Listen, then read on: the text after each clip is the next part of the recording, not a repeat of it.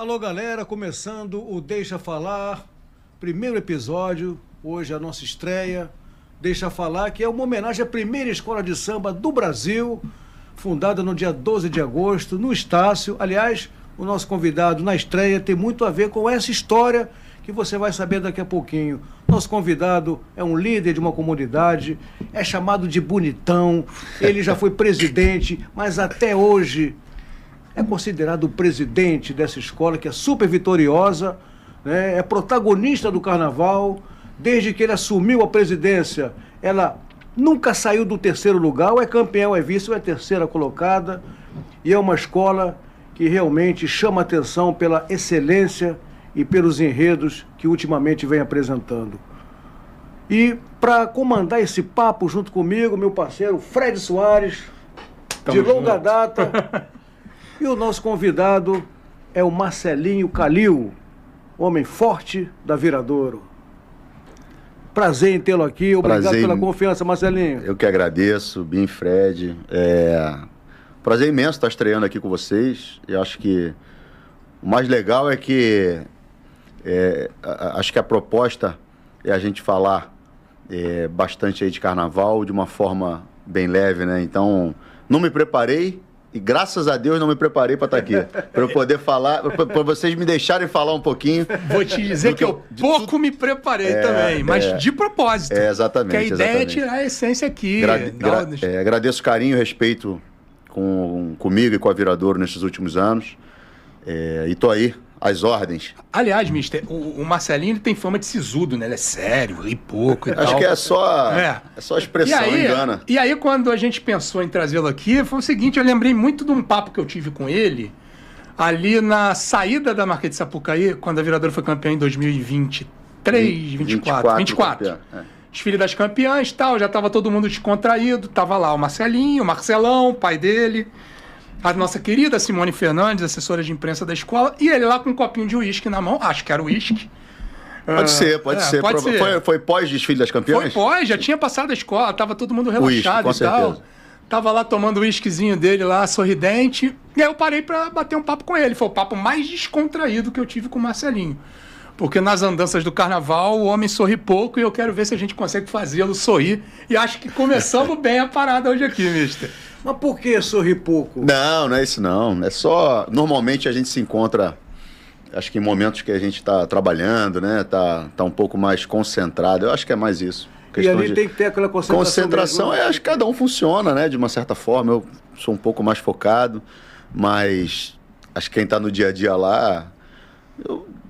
Eu dou uma zoada no plantão todo, no barracão lá, faço pegadinha, faço tudo isso. Agora a gente vai começar a filmar. Opa, isso é bom. Em breve vai estar. Filmar o quê? O barracão? As pegadinhas, a gente, eu, Alexa. Mas pra colocar nas redes?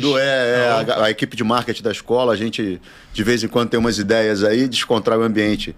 Só que de uma forma muito interna, e aí o pessoal da comunicação da escola teve a ideia da gente compartilhar isso com todo mundo. Em breve vai estar. Tarcísio não vai ser bom na pegadinha? Vai cair, não? Cara, o Tarcísio é irritantemente educado, elegante. E aí eu não sei se ele vai cair, porque eu acho que vai ser mais quem é mais ansioso, sabe? Quem é mais curioso. Então acho que o Tarcísio... Eu ia cair fácil. Pode ser, eu também. Eu acho que o Tarcísio vai passar batido. Agora, Tarcísio Zanon e Marcos Ferreira começaram na Viradouro muito bem. Depois o Marcos Ferreira saiu, o Tarcísio ficou. Qual foi a diferença? A gente achou, como é que vai ser Viradouro sem o Marcos Ferreira, só com o Tarcísio? E realmente a coisa deu uma deslanchada, né? Como é que ficou a Viradouro só com o Marcos Ferreira, ou com o Tarcísio, que a gente agora sabe que foi um tremendo sucesso, né? O que você pode contar pra gente, a partir do momento em que ele assumiu sozinho, e foi esse grande sucesso? Está sendo esse grande sucesso? Amigo, o carnaval... Como acho que tudo na vida exige da gente algumas tomadas de decisões, às vezes são fáceis, às vezes são difíceis, né? Então, recentemente teve a saída de uma musa e eu estava refletindo, conversando muito sobre a vida, sobre o carnaval, né? E isso faz parte. A saída do Paulo foi uma saída, de certa forma, inesperada, lá meados de maio. Abril ou maio, não lembro agora. E, obviamente, o Paulo Barros. Naquele o primeiro impacto era contratar alguém dessa magnitude até naquele momento, né? renomada, etc., campeão. E, obviamente, por estar nesse período do ano, já estava todo mundo encaixado nas escolas. Foi vice-campeão, a Mangueira campeã e o Exato. E aí, é aquilo que a gente tanto conversa. A ideia da junção do Marcos Tarcísio foi do meu pai. Foi uma ideia do meu pai. A gente estava conversando alguns nomes, havíamos falado, obviamente, dos dois separadamente. E aí ele sugeriu essa união, a gente analisou e de prontidão concordamos com essa ideia. E fomos muito felizes, né, com essa dupla, até um determinado momento que, de fato, a gente entendeu que era melhor seguir só com o Tarcísio, desejando tudo de bom para o Marcos aí na sua continuidade, que também é muito talentoso. Em 2020, quando o casal assumiu, já falou campeão, né? 2020, não foi? Fomos campeões em 2020, né? A gente sobe, na verdade, 18, Carnaval 18 foi o nosso primeiro desfile, vamos dizer assim, nosso primeiro projeto do zero, né? A gente chegou no finalzinho de 2016 no Viradouro, só para entregar um desfile em 2017, e aí o Império Serrano subiu naquela ocasião, justamente. E aí Carnaval 18, né? Aí sim a gente começa o nosso projeto do zero e aí sobe para o grupo especial. 19 o vice-campeonato no especial e 20 o primeiro título da nossa gestão. Tem até uma coisa que eu queria daqui a pouco te perguntar sobre esse início de gestão de vocês na Viradouro. Mas eu estou prestando atenção no que você está falando. Você falou que a preocupação foi trazer inicialmente um carnavalesco de renome. Sim. Aliás, esse movimento foi feito quando a escola veio da Série A pro grupo especial, quando vocês contrataram o Paulo. Isso é um feeling meu, tá, Marcelinho? Eu tenho certeza que hoje essa questão do renome não é algo que você coloque como prioridade, caso lá na frente você tenha que fazer uma outra modificação. Por que havia essa necessidade, no começo da gestão, de ter um carnavalesco de renome? Tá. Porque assim, muita gente falou, pô, o carnavalesco era o Jorge, né? O Jorge Silveira, certo, que hoje é carnavalesco do Salgueiro. Muita gente falou, pô, tinha necessidade de trocar e tal. É bem verdade que era um outro momento também da carreira do Jorge. Teve o Jorge Silveira e o Edson Pereira. Então, vou chegar Eram lá. Juntos ali? Não, o Jorge depois foi o Edson. Eu acho que necessidade, Fred, não é a palavra. Não há uma necessidade.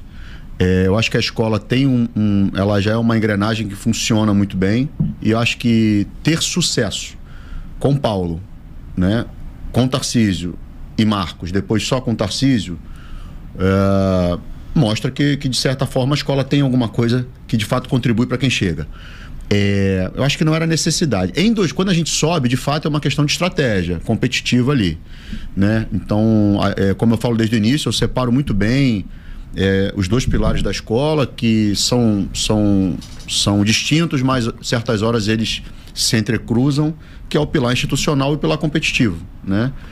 A instituição, obviamente, sempre na frente, né?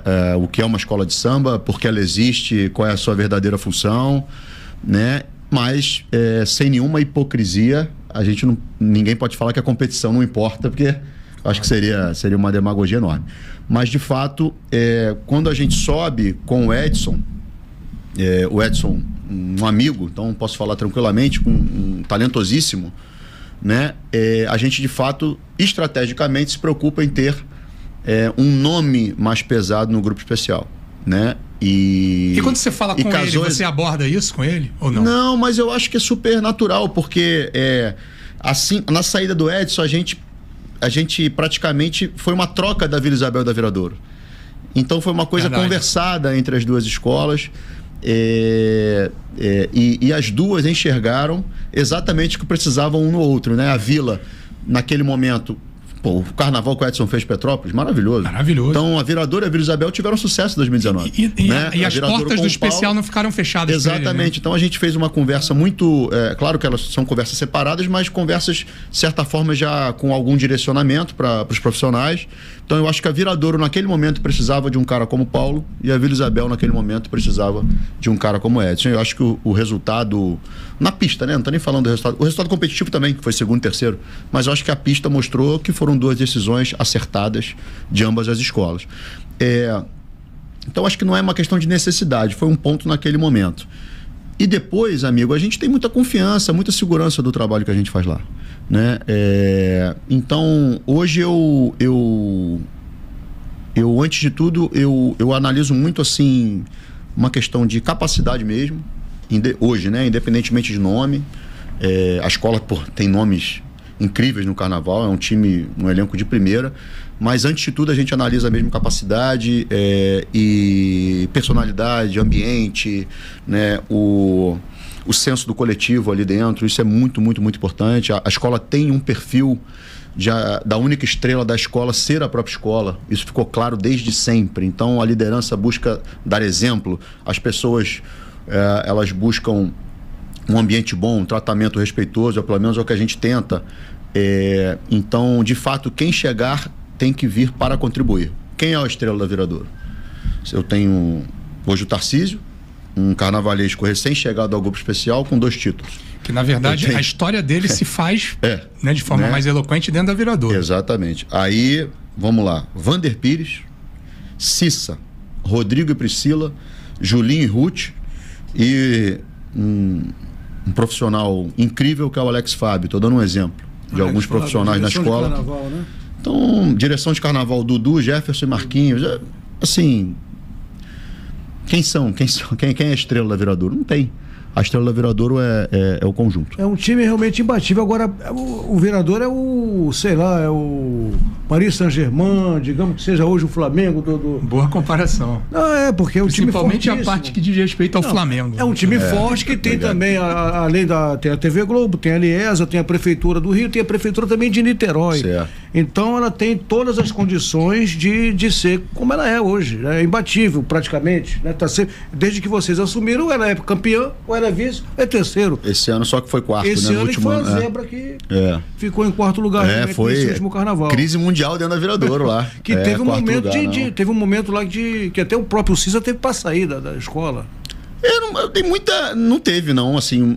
Sim, dele ali, que ele ficou chateado, verdade. Teve lá um problema. Não dele com a diretoria, um problema interno. Não, mas assim, mais uma vez eu vou voltar nisso. Segurança, confiança e calma pra resolver as coisas. Mas aí você chegou. Eu não me emociono com rede social. Não, o legal foi o seguinte ali. A forma como ali foi muito a situação foi resolvida. Vai deixar. E quando você entrou na parada. Houve um. Quanto esse bastidor? Assim, aconteceu o problema, o Cissa foi pra rede social. Eu sou muito franco, transparente nas coisas. Se eu falar assim, não posso falar uma situação, eu vou falar, amigo, não vou falar, não vou contar a história. O Cissa se irritou numa situação ali dentro, externalizou isso num impulso. Ser humano, profissional, coisa mais natural do mundo. Eu falei com ele, mandei um recado pelo Alex, que ele teve um estresse ali, eu mandei um recado, fala pra ele não ir a público, não externalizar nada que comprometa um pouco a situação, porque amanhã a gente vai conversar. Amanhã eu vou conversar com ele e eu sou muito, muito transparente, assim, eu digo pro profissional exatamente o tamanho que ele tem e o quanto eu quero ele aqui. Mas essa decisão também é dele. Então, deixei muito claro, falei ali, e o Cício, obviamente, teve mais calma no outro dia, a gente conversou e ele ponderou algumas coisas, a gente ponderou outras coisas e seguimos caminho, né? Um cara experiente. Levou pra uma baita churrascaria, né? Foi. Eu acho que foi isso, cara. Eu acho que foi um corte bom de carne ali, que o homem ficou mais calmo, mas a gente conseguiu resolver bem. Mas é quando você tem um líder, né? Quando você tem um líder que decide, né? E que conhece bem o artista que ele tem na mão e conhece bem como ele quer que a escola funcione. A gente trata ele e renovou com ele. A gente trata ele com muito respeito, né? Mas respeito também é isso, é uma conversa franca, ouvir, expor e acho que essa decisão, antes de tudo, ela é individual. Então, também não vou nunca ficar pedindo pra ninguém, fique comigo, fique na Viradouro. Isso eu não vou fazer. Ninguém vai querer sair da Viradouro. E justiça seja feita. Ele é extremamente sério, extremamente profissional. Um cara que eu tenho muito, é um ídolo que eu tenho, né? Ele e o Dominguinhos, como um viradorense, nascido na década de 80, eu tenho dois ídolos dentro da Viradouro, que é o Dominguinhos e o Cissa. Então, mas ali eu tento separar um pouquinho, né? Pra não ficar como fã. E a gente conduz muito bem. Ele também, no dia seguinte, teve muita calma, muita decência e os ânimos estavam mais calmos e nós resolvemos de forma bem tranquila, bem pacífica. E logo depois foi anunciado como um enredo da Viradouro. Coisas da vida, né? Naquele momento você não pensava que... Não, foi bem antes. Foi muito antes. Foi antes do carnaval, inclusive. Foi bem antes, é verdade. Agora você recebe, o que eu estava falando anteriormente, ninguém também é bobo de querer sair da Viradouro. E você recebe muita sondagem, muita gente querendo entrar na Essa boa e velha cavada, tem? Sim. Tem muita cavada antes do carnaval? Eu soube de história, de carnavalesco que derrubar cavou. Um desses grandes nomes que você citou aí para assumir, para... Teve carnavalesco cavando, não teve? Carnavalesco. Não precisa dizer, mas teve. Cara, eu vou ser muito honesto. Acho que tem tudo. E, obviamente, os profissionais da Viradouro também, com certeza, recebem milhões de sondagens, né? Isso acho que é um pouco do meio, de certa forma, mas é natural até certo ponto, de certa forma é um pouco talvez complicado, antiético, mas é o que eu tô te falando. Eu, quando entro ali, quando diz respeito a esse jogo, eu sou muito frio ali, também não faço, lido de acordo com a minha consciência, não faço com os outros o que eu não gostaria que fizesse comigo, mas não sou fiscal de telefone nem de consciência de ninguém, né? Então procuro cuidar dos meus profissionais e demonstrar a cada um deles o tamanho e a importância que tem, e caso queira fazer uma troca, procuro ser o mais correto possível. Marcelo, pegando um gancho em cima de algo aqui que o Marcos Vinícius falou sobre os aportes que a Viradouro tem para fazer o seu carnaval. Tá. Esse assunto está mais arrefecido hoje em dia, mas já causou alguma polêmica. A história de a Viradouro receber um patrocínio da Prefeitura de Niterói é algo que as escolas do Rio de Janeiro não têm.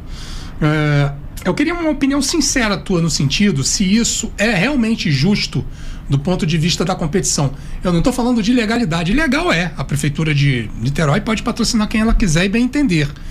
Mas é um aporte que as escolas do Rio de Janeiro não têm e muitas reclamam, dizem, olha, esse dinheiro não tem, e aí sem esse dinheiro, para competir com a Viradouro é muito mais difícil. E eu não estou nem falando da questão da gestão, que também ajuda muito nesse processo, né? Mas o que você acha disso? Acho justo. Pelo menos nos últimos, acho que 3, 4 anos, a Viradouro não foi a escola que mais recebeu o dinheiro público do Grupo Especial do Rio. Porque tiveram enredos patrocinados, corretamente patrocinados, e aportes feitos dos seus devidos patrocinadores. Então, para mim isso é uma desculpa esfarrapada. Quem não quer trabalhar ou não aceita perder, não lido com isso não. Eu acho que a gente tem que fazer o contrário, incentivar o poder público, as prefeituras ou quem quer que seja, que ajude e enxergue o carnaval como cultura. Esse dinheiro é um dinheiro destinado ao carnaval, a investir no carnaval, a investir nos profissionais do carnaval, a fazer um espetáculo bonito. Então, a Viradouro recebe um dinheiro de Niterói, vem uma outra escola, faz um patrocínio de uma cidade do Nordeste ou de algum outro lugar. Aí uma quadra é superavitária pra caramba, da Viradouro é deficitária. E aí, acho que é um bolo aí de coisas. Pra mim isso é um assunto... Se você perguntar 10 vezes, eu vou falar 10 vezes a mesma coisa. De certa forma, esse dinheiro que vem da Prefeitura de Niterói te deixa à vontade para, na hora de escolher os enredos, ter liberdade artística total? Sem ter que ficar dependendo de um patrocínio? A Prefeitura de Niterói ajuda a Viradouro há quantos anos? Não sei. 40, 30, não sei. Mas é tudo isso? Acho que sim, acho que pelo menos... De forma oficial? Acho que sim, acho que sim. Acho que tem bastante tempo. Com certeza. Não só a Viradouro, com o Bango também. Onde eu ia chegar, percentualmente, né? A Viradouro talvez seja que menos receba. Perto da verba toda, as escolas do acesso recebem até mais. Né? Então, somando as do acesso, quer dizer? Somando o dinheiro que o Bango não, percentualmente, né? Percentualmente. A Prefeitura de Niterói, liderada pelo Rodrigo, um grande prefeito, não vou dizer o maior que a cidade já teve, porque eu não tenho nem idade para afirmar isso, mas sem dúvida alguma um dos maiores. Ele enxerga, ele e a cidade, né, enxergam isso o carnaval como um grande polo social, cultural, um cartão de visitas da cidade de Niterói, né? Niterói, acho que além de tudo, eu acho que a Viradouro é a única competidora da cidade, né? Assim, de performance, de grande nível, né? Hoje em dia, sim. Então, assim, a escola realmente... Eu acho que se você botasse muito mais dinheiro em outra coisa, talvez não levaria o nome de Niterói como a Viradouro consegue levar no desfile do Grupo Especial do Rio de Janeiro. Então, eu vejo com muita tranquilidade, com muita correção, com muita justiça. Agora, é uma ferramenta que a escola tem, e outras escolas têm outras ferramentas. E segue a vida. E ter 2 escolas de Niterói esse ano no especial, o que representa para você como niteroiense? Acho super legal, né? Super legal. Como niteroiense, sou carioca, mas um niteroiense de coração. Acho maravilhoso o nome da nossa cidade ser levado. Mas, bom, você vai ter uma boa métrica esse ano. né? Então, em tese, as duas escolas têm que disputar as mesmas pontuações, certo? Certo. Então acho que esse ano a gente vai conseguir ter um balizamento. Espero, obviamente, como niteroiense, todo o sucesso do mundo para Niterói, né? Então, eu acho que vai ser um ano de boa reflexão sobre isso. Agora, Marcelinho, qual é a escola de samba que ameaça a Viradouro, né? Tem Beija-Flor. Ameaça, caramba. Beija-Flor, Grande Rio. Podemos trocar por rivaliza? Todas. Você rivaliza. Na prática, né, Marcelo? Você sabe que não é isso. Tá. Cara, eu não sei. Eu vou falar pelos últimos anos, né? Eu acho que os últimos anos você tem algumas escolas que têm performado mais em cima. Eu acho que é uma coisa pública aí. Eu acho que a Grande Rio tem feito, né, grandes carnavais, pelo menos de 2020 para cá. A Imperatriz Leopoldinense, a Beija-Flor, atual campeã. E aí, se você deixar, eu vou falar às 11. Tá, então eu vou te dar um balizamento. Mangueira, agora, Portela, imagina, escolas desse nível. Tá ficando tipo futebol. Aí a Vila Isabel faz, né, um movimento esse do último carnaval de trazer o Bora e o Haddad, onde não só rejuvenesce, como repagina a escola como um todo. Então, sem dúvida alguma, você tem um Salgueiro, caramba, uma escola que tem brasa no chão, né? Vou falar de todo mundo. Eu vou te dar um balizamento melhor, então, para você responder, citando uma história até que eu te falei em off há pouco.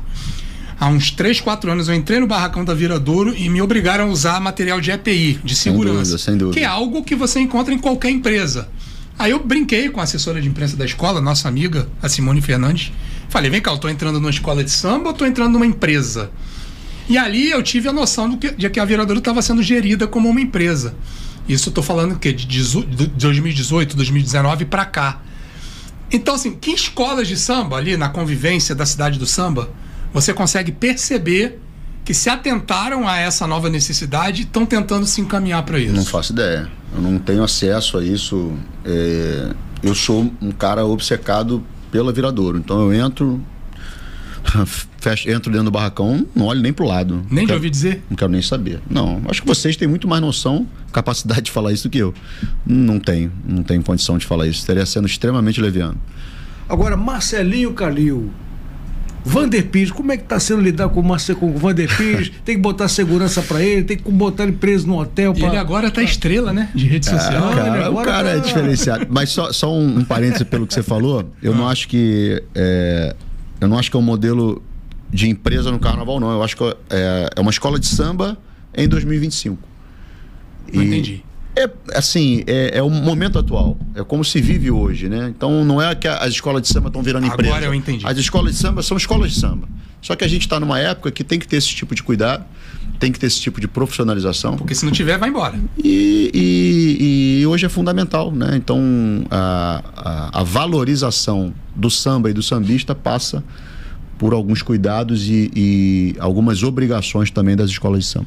Mas esse cuidado que você falou, algumas escolas, a Imperatriz está nesse caminho. Eu sei que outras escolas também estão procurando seguir esse caminho e vão chegar lá também, dessa coisa de empresa mesmo. Tem que ser dessa forma. Assim, sem problema nenhum em dizer, eu só não vou dizer a pessoa porque ela não me autorizou, mas uma pessoa influente dentro da Imperatriz Leopoldinense, quando a escola teve na série A, ela chegou a ser rebaixada, né, e voltou. Me disseram, olha, o modelo que a gente quer seguir e se inspira é exatamente o da Viradouro. É Viradouro, é um exemplo, sim. Mas e o Vander Pires? Cara, o Vander é isso que vocês conhecem, né? A vinda do Vander foi muito satisfatória para a escola, né? Mais uma, tá falando das decisões, né? Das trocas, mais uma decisão, né? A saída do Zé. Causou alguma polêmica, né? É a vida. O Zé é um grande cantor, um amigo, e tenho certeza que vai ter muito, muito sucesso. Mas essas decisões não passam por achar o profissional bom, o profissional ruim. Tem nada a ver. Passam por simplesmente fases, casamentos, que eles são ciclos na vida, como todos, né? A gente não é, né? A gente está, né? E todo mundo é assim, principalmente no trabalho, e até se for levar pro lado espiritual nessa encarnação. Mas assim, então a gente precisava naquele momento fazer uma mexida. A gente veio de um grande carnaval da Rosa Maria e houve uma despontuação muito severa da parte de canto da escola. Assim, acho aquele carnaval da Rosa Maria, pra vocês saberem, é o xodó da escola, né? É maravilhoso. É o xodó da escola, né? Ele foi um pouco difícil de digerir aquela derrota. E não estou falando aqui da campeã Imperatriz, estou falando internamente. Mas faz parte, é assim a competição. Então, a gente fez um movimento, trouxe um outro estilo de voz, um outro estilo de cantor, não é só uma troca 6 por meia dúzia, são trocas diferentes, modelos diferentes. E era um estilo que era da sua preferência já antes mesmo do Zé? Ou Minha não? preferência é quem é bom. É Zé Paulo, Vander e qualquer outro que seja bom. Mas você pode ter bom com vários estilos. Pode, então, exatamente analisando os últimos anos, as notas, as justificativas dos últimos carnavais, não foi só daquele da Rosa Maria, a gente entendeu uma direção que a gente poderia seguir, uma voz mais grave, um outro estilo, enfim, um outro modelo. Eu também não sou técnico de voz, não posso ficar falando, entendo muito pouco, mas tenho pessoas gabaritadas para isso. Então a gente buscou uma outra maneira, um outro caminho musical, não só dele, como também teve uma troca grande do carro de som ali, dos cantores de apoio e tal. E a gente, acho que teve sucesso aí no Dambê, né? Foi um carnaval de êxito. Ele é uma personalidade ímpar, né? Eu converso muito assim, poucas pessoas conhecem o pai de família Vander. Eu nunca vi a tamanha educação que os filhos dele, eu nunca vi isso na minha vida, assim. Filhos extremamente bem criados, educados. Ele mesmo é um cara muito respeitoso, tem aquele jeitão dele, né? Não mudou, mas o Vander, a gente também às vezes tem uma pessoa com 20 anos e uma pessoa com 50, né? A gente esquece. Quando era jovem dava trabalho pra caramba. Claro, não vem ao caso, caso. Hoje tá tranquilo. Exatamente, tá tranquilo, mais ou menos. Mas tá cumprindo as obrigações e muito feliz de estar na Viradouro, e a escola também muito feliz, porque hoje é o 01, né? Agora é o 01, né? O Neguinho parando. É verdade. O Vander é a grande referência. É o mais antigo dos cantores? Não sei se não acho que é o mais antigo. Dos grupos especial, talvez. Eu acho que sim. Mas não vou dizer que é o mais antigo. A gente fez mas, uma assim, homenagem. Tá falando em tamanho, em importância, em relevância, em momento. O Vander passa a ser, acho que, a grande referência de cantor do grupo especial do Rio de Janeiro. O Vander Pires, agora recente, ele participou com a gente, sempre desejando como é que está a família. Ele fala pausadamente como está a família boa, esposa bem, tudo tranquilo. Deus te abençoe. E ele completou 34 anos. A gente até... De Voz 1. De Voz 1, a gente vai levar, inclusive, a placa, que o Vander Pires é difícil, sábado à noite no programa é difícil. Então, prometi, ele participou pelo telefone. E até quando a Viradouro fez aniversário recentemente, né? Ele participou com a gente. Aliás, a Viradouro ano que vem vai fazer 80 anos. E eu quero saber de você que está sendo preparado para esses 80 anos da Viradouro ano que vem. Já, se é que já tem alguma coisa em vista. Mas a gente vai levar a placa para o Vander Pires lá na Viradouro para terminar essa homenagem lá.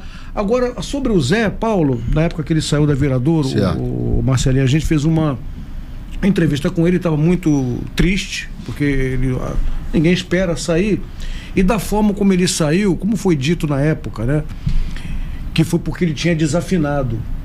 Então a nossa equipe procurou pesquisar exatamente, junto com o carro de som da Liesa, procuramos ouvir várias pessoas e chegou-se à conclusão naquela pesquisa que a gente solicitou e a gente ouviu o áudio, ficamos ouvindo o áudio, de que de fato desafinou o carro, houve esse, que é até normal, você tem agora 80, mas ficava 70 minutos, é normal que o intérprete vai desafinar alguma coisinha, o carro de som vai desafinar, mas foi dito pela Liesa, o pessoal do carro de som de lá, o carro de som não é nem da Liesa, né? Foi dito que o Zé Paulo não desafinou, mas que o carro de som desafinou, mas não teria sido o Zé Paulo. Essa saída dele foi muito por conta dessa coisa de ter desafinado, ou já era um desgaste, estava muito tempo na escola? Obviamente que não.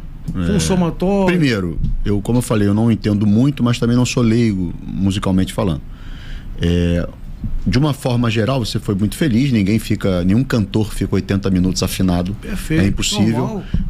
E dentre tantas características do Zé Paulo, musicalmente falando, a afinação está muito longe de ser um problema do Zé Paulo. Então eu discordo veementemente dessa justificativa. Então não tem absolutamente nada a ver com afinação. Eu não sou esse cara superficial de pegar, vou ler uma nota, falou que está desafinado, eu acredito e vou seguir. Não, de forma nenhuma. O Zé tem uma coisa que ele não é, como um cantor, é desafinado. Então, não concordei com a justificativa. Não é que ele não possa ter desafinado em determinado momento da avenida, eu não tenho nem condição de falar isso. Mas levando em consideração aquele momento todo, tava outros cantores ali que a gente sabe, eu vi algumas coisas e não vi dele, então achei bem estranho, um pouco impreciso o julgamento. Mas não era isso, foi uma análise um pouco mais séria, um pouco mais profunda, foi uma mudança realmente de estilo, né? Estilo de cantor mesmo. Entendo a chateação do profissional que sai, mas eu acho que o mais importante é haver respeito mútuo, é uma coisa que houve da escola com ele, dele com a escola. A chateação faz parte da vida. Relação profissional. Então, ele sempre demonstrou total respeito. Tem uma coisa gratidão, assim, eu comecei falando um negócio de musa, que não que tenha tanta relevância no contexto que a gente está dizendo aqui, né? Tem, obviamente, da escola de samba, mas é um convite assim à reflexão, né? Porque ninguém pode se sentir, não estou falando Zé é zero, Zé é uma educação, né, ímpar. Ninguém pode se sentir dono de nada. Eu acho que esse é o grande ponto, né? O profissional, ou musa, ou rainha, ou o que for, às vezes se sente dono. Você às vezes coloca alguém, eu vou pegar e vou colocar alguém num cargo, vou tratar essa pessoa com respeito, com carinho, com atenção, vou dar um bom ambiente, vou dar condição de trabalho, em determinado momento eu opto por uma mudança. Se você for, por isso que eu falei de rede social, eu não estou dizendo que eu não ligo, se eu ler alguma coisa que me incomode, todo mundo acho que liga, mas eu não sou um cara que eu vou ficar considerando isso, nem no âmbito competitivo, zero, para tomar decisão na minha vida. E aí você lê, eu li uma coisa, as pessoas falam dignidade, coisas assim, morais, né? E eu falo, o problema é você se sentir dono de algo. Como um presidente, o presidente também não é dono da escola de samba. Pois é. Então volto ao que eu falei, todos estamos, não somos nada, estamos, né? Todo mundo está aqui, né? Então a frustração é legítima, a chateação é legítima, até aí tudo bem, mas quando você leva para uma coisa em outro tom, em outro ambiente, em outra esfera, é um pouco de envaidecimento, de não aceitação de algumas coisas da vida, coisa, por exemplo, que o Zé Paulo não teve, e coisa que outros profissionais não tiveram, como outros tiveram, né? Então eu acho que vale um convite. Toda vez que você entra num lugar, a única certeza é que você vai sair. De um jeito ou de outro. Não, qualquer profissional. Você pode ficar um ano naquele lugar, 2, 10, 50, mas você vai sair, né? Talvez até aposentado, mas exatamente. Vai sair. Então, sim, conceitualmente falando, né? Essa coisa de me tiraram daqui. Cara, é enxergar talvez um pouquinho as coisas diferentes. E eu não estou falando de torcida, porque onde há paixão a gente releva isso. O torcedor da Viradouro ou qualquer outra escola é apaixonado. Eu já falei, eu não me bem com escola morna, não é minha vibe. Eu gosto de escola, tu é o melhor do mundo, aí depois tu é uma merda, depois tu volta a ser o melhor do mundo de novo. Eu gosto da coisa mais assim. Mas tudo isso ainda é o reflexo do ambiente amador em que a escola de samba foi constituída ao longo das décadas, né? Esse processo de super profissionalização é uma coisa relativamente nova, né? Então, assim, tem muito ainda. Eu procuro entregar de tudo isso. O meu único objetivo, meu maior objetivo, né, é poder fazer todo mundo crescer dentro da Viradouro. Então, eu quero que todo mundo, se quiser sair, ou se por acaso sair, que saia muito melhor ou mais renomado, com maior valor de mercado, com mais procurado, muito mais valorizado do que entrou. Mas, como eu disse, né, acho que ninguém é dono de nada, inclusive eu. Inclusive meu pai, a gente não se sente dono de nada, porque se eu me sentisse dono, nós não faríamos metade das coisas que a gente faz. Eu não tenho obrigação, se você for ver bem, vamos falar português, eu tenho obrigação de ir a todo ensaio, né? E eu vou por quê? Né? Eu e meu pai pode botar na chamada da harmonia de falta, senão não desfila. Eu já falo isso de cara. Então, por quê? Porque eu não me sinto dono. Ninguém é dono de absolutamente nada. Não vou ser hipócrita. Claro que você sai hoje da Viradouro. Não vou sair, mas enfim, se saísse, não vai entrar nenhum aventureiro na escola para poder destruir tudo que a gente construiu, sem dúvida nenhuma. Mas tô falando que seja daqui a 30 anos, 50 anos, 40 anos, o que for, né? A gente tem que tentar enxergar as coisas de uma ótica um pouco mais... isso não quer dizer que você não possa se chatear, como eu falei, ou sentir, né? Mas tentar enxergar as coisas um pouco diferente para que a gente coloque uma tristeza ou uma saudade ou uma dor no seu devido lugar. Não misture as estações, porque aí você acaba ficando uma pessoa não grata, uma pessoa que fecha portas ao invés de deixar elas abertas. Mas é interessante isso, você não consegue ver, por exemplo, tem escola de samba que você consegue enxergar ela com o presidente que é hoje, está lá, amanhã vai ser outro, mas, por exemplo, você não consegue imaginar a Viradouro sem o Marcelinho, né, o Marcelinho e Marcelão, a Grande Rio sem o Jaider, Beija-Flor sem o Anísio, não consegue ver como é que vai um substituto para essas pessoas, né? Eles não conseguem enxergar a Viradouro sem o Marcelinho e o Marcelão. No caso do Marcelinho é porque ele é novinho, né? Não, mas se você for ver, você deu até o exemplo do seu Anísio ali, né? Teve até o Gabriel, né, antes da Liga, teve um momento ali que junto com o Almir, hoje está o Almir, você vê o seu Anísio, claro, é uma liderança fortíssima dentro da Beija-Flor, né, soberana, mas tem outras pessoas, as coisas vão andando, né, e obviamente que ele tem um legado ali, uma história, isso não vai ser deixado de lado, mas estou falando, tem continuidade, como em outros lugares vão ter continuidade, né, então acho que é mais por aí, assim, essa questão de não se sentir dono, não é que, mas quero ver então alguém lá na vida. Não é isso. É preciso entender basicamente o que eu estou falando, não é que todo mundo vai sair indo embora e qualquer um pode chegar. Mas eu acho que é um feeling que eu tenho quanto aos profissionais e às pessoas que fazem parte do time. Ter um pouco de calma quanto a isso e também das lideranças das escolas entender, caso aconteça, né, de um profissional sair. Da mesma forma, posso ficar chateado, posso ficar irritado, posso fazer de tudo para esse profissional ficar. Mas é um pouco de entendimento de vida e também do que é a escola de samba. Agora, o Fred, tem uma coisa interessante, por exemplo, a gente ouviu nos bastidores muita a questão do Gabriel Davi, hoje é o presidente da Liesa, um jovem que está fazendo aí um grande trabalho, mas a gente já ouviu dizer que a única pessoa capaz, eu já ouvi isso nos bastidores, na cidade de samba, em escolas de samba, que a pessoa capaz de substituir, não diria nem enfrentar, a palavra talvez não seja essa, enfrentar, talvez debater, ou talvez ser oposição, ou talvez discutir, questionar. O Gabriel Davi, a única pessoa que seria capaz disso é o Marcelinho Calil. Como é que você vê esse tipo de afirmação? Já ouviu também isso? Eu já ouvi. Já ouviu isso também? Você já ouviu que a gente já comentou sobre isso. Inclusive no âmbito de uma outra polêmica que teve, que mas eu vou falar mas não é pro lado ruim, não. Positivamente. Deixar isso claro. A única pessoa que até poderá assumir a própria Liesa. Uhum. Como é que você vê isso? É possível que você assuma em breve? Você pretende? Como é que é o teu relacionamento com o Gabriel? Meu relacionamento com o Gabriel é ótimo, né? O Gabriel é meu amigo. Então, não somos opostos nem nada. Eu acho que o que pode haver sim de repente certas pessoas terem mais afinidade com modelos diferentes de gestão. Então respeito e agradeço esse carinho de gostaria de ver o Marcelinho em determinado lugar, gostaria de ver pelo que ele faz ali. Tem gente que tem mais afinidade, mas rivalidade, oposição, de forma nenhuma. Eu sou presidente do Conselho Fiscal da Liga hoje, estou à disposição e às ordens aí da casa, porque entendo que a casa, como eu falei, é muito maior do que eu, ou o Gabriel, ou qualquer outra pessoa, né? A casa tem uma história, tem 2 fundadores vivos e ela tem um legado imenso.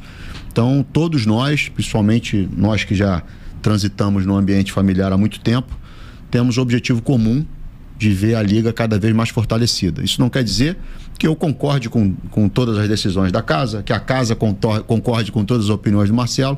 Inclusive, discordar é uma coisa extremamente saudável. Claro. Né? A alternância de poder, de certa forma, em determinados locais do carnaval tem um pouquinho... É um pouco diferente de tudo, né? Porque talvez você, dentro das escolas, você pode dar espaço para muita gente mal intencionada. Então, certas horas você tem que ser mais firme mesmo. Mas, de uma forma geral, a alternância de poder é algo extremamente saudável para qualquer sociedade ou qualquer instituição.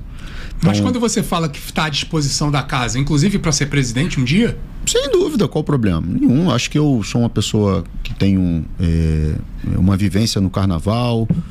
Se um dia as pessoas acharem que eu estou preparado e quero, sim. Se tiver o Gabriel, vou estar do lado dele apoiando, batendo palma. Se tiver o Pedro, se tiver o Thiago, se tiver o Luiz, se tiver o João, se tiver o capitão de volta, se o Anísio quiser de novo, se qualquer pessoa ali que a gente entenda né? Que a gente ali internamente entenda, essa é a pessoa que a gente tem que direcionar energia para ajudar. A gente vai fazer isso. Então, discordar de opiniões ou de qualquer coisa é normal. Todo mundo vai discordar de mim, eu vou discordar de algumas pessoas. Isso não tem nada a ver com rivalizar, nem ser não sou oposição a nada que se refere ao Gabriel. Muito pelo contrário, é meu amigo. E o que precisar de mim, ele vai contar comigo sempre. Mister, uma coisa importante. A gente está falando com um público novo hoje aqui, o público das redes sociais. Rapaz, a gente precisa falar do Botequim do Mister.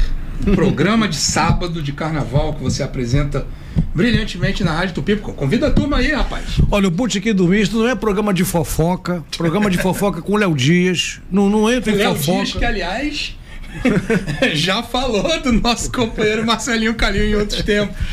Então o nosso programa não quer saber da vida particular de nenhum sambista. O nosso programa valoriza o sambista, o trabalho que ele desenvolve na sua escola de samba.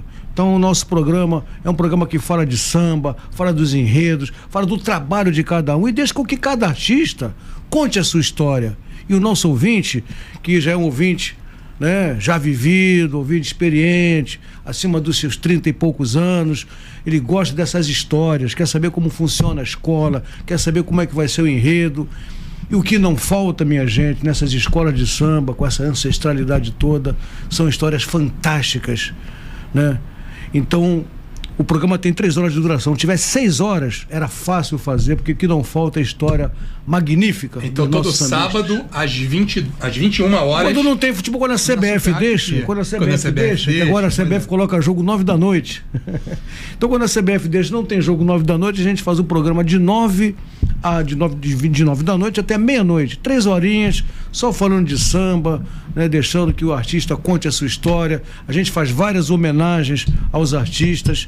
E graças a Deus, a gente nesse horário tá liderando a audiência. E você que tá vendo em casa aí, ó, curte aqui, ativa o sininho para que você receba as notificações, compartilhe. E agora tem um recurso no YouTube, que essa eu aprendi outro dia, mister, que é o hypar. O que é o hypar? A pessoa, sem gastar dinheiro, vai lá, hypa o vídeo e aí ele sobe no ranking do YouTube. Então, quanto maior o ranking, mais pessoas vão receber aquele conteúdo. Então, vai lá. Se inscreva no canal, aquela história de sempre, né? Se inscreva no canal, curta o vídeo, compartilhe e dá aquela hypada também para que a gente possa crescer nisso aqui, porque a gente quer transformar isso aqui. Não dá para fazer essa mágica. Grande elemento. Essa mágica na conta bancária não dá não, né? Porra, apertar um botão vai subindo ali. Não dá não, mas se tiver disposição, carvão, né? Nós estamos aí para receber. Marcelinho, deixa eu fazer uma outra pergunta. De 2016 para 2017, é isso mesmo, 2016 para 2017, a gente ouvia dizendo nos bastidores: a Viradouro não vai desfilar, a Viradouro vai acabar. E aquilo era absolutamente inimaginável, porque era uma escola que havia anos antes tinha sido campeã do grupo especial, tinha voltado inclusive recentemente pro grupo especial, caído logo em seguida novamente. E eu não sabia, eu falava com muita gente, mas não sabia até que ponto aquilo era uma verdade ou aquilo era assim uma fake news para causar ainda mais desespero no mundo do carnaval. Queria ouvir de você. Porra, era verdade? A Viradouro teve não, para era acabar? Pior. Ah, sim, teve para acabar. Não desfilar era vantagem, né? A escola estava pronta para enrolar bandeira. A situação era essa. Não era, a conversa era essa quando chegamos. Não era outra. Não era desfilar, não era não cair, não era ganhar longe disso. Era enrola bandeira ou não enrola bandeira. Então, inclusive confesso, nós seres humanos ainda falíveis nos importamos e nos incomodamos com algumas coisas. Quando eu leio alguma crítica assim, de algo que eu dedico muito, ou dou muito amor, muito trabalho, muito empenho, eu fico falando assim, porra, se soubessem, né, tudo que a gente passou. Mas enfim, faz parte. A escola estava uma situação muito, muito delicada, institucionalmente falida, financeiramente falida, moralmente falida. Era um deserto, assim. Muita dívida? Muita dívida, né? Processos, tudo a revelia, uma confusão. Inclusive? Tudo que você imaginar. Tudo, fornecedor, trabalho, tudo. E a gente foi suando, aí entra, sendo bem justo, assim, vou falar até a palavra bem literal, a genialidade do meu pai nessa condução, principalmente contábil, financeira, de reestruturação da escola. naquele momento, ele muito focado nessa parte, e a gente trocava muito, e foi muito interessante os dois, porque a gente dividiu algumas atenções e se encontrava e falava de tudo. Então, ele, cara, eu tô indo no fornecedor conversar, tu vai resolver a parte competitiva ali, daqui a pouco a gente se entende. Mas eram vocês dois diretamente? Diretamente. Não delegavam, não? Vocês tinham que pegar o touro à unha? Não, um movimento natural naquele momento, não tinha nem para quem delegar. Foi quantos meses que vocês assumiram antes? Nós assumimos 20 de novembro, faltavam 68 dias pro desfile, salvo engano, não tinha um carro, não tinha uma roupa. Só tinha o samba e o enredo? Nem chassi. Entendeu? Não sabia nem onde estava o chassi da escola. Nem quantos tinha, não tinha nada. Assim, não sabia? Não sabia. Te emprestou um chassi para onde, vendeu. A escola tinha desfilado no ano anterior. Sim, mas aí foi tudo se perdendo, porque tinha os do ano anterior, mas a escola tinha mais chassis que emprestou, que alugou, que a gente começou a refazer tudo. A escola, nem os troféus da escola a gente tem, antigos. Hoje não tem? Não, você não tem. Tem troféu da escola que eu não sei onde está. Esse é o nível. O do título, por exemplo, de 97? Não, de 97 tá na minha sala agora, dentro do barracão. Pra não perder. Não, tá dentro da minha sala. Os 3, do título e os outros da nossa gestão. Obviamente que eu não sou nenhum narcisista, quero ficar com o chapéu na minha sala, porque a gente vai fazer uma obra e acho que findando esse carnaval, e eu quero levar isso pra quadra, claro, né? Fazer um lugar bonito para que as pessoas vejam, até porque isso é da escola, não é meu. Mas acho que na dúvida a gente...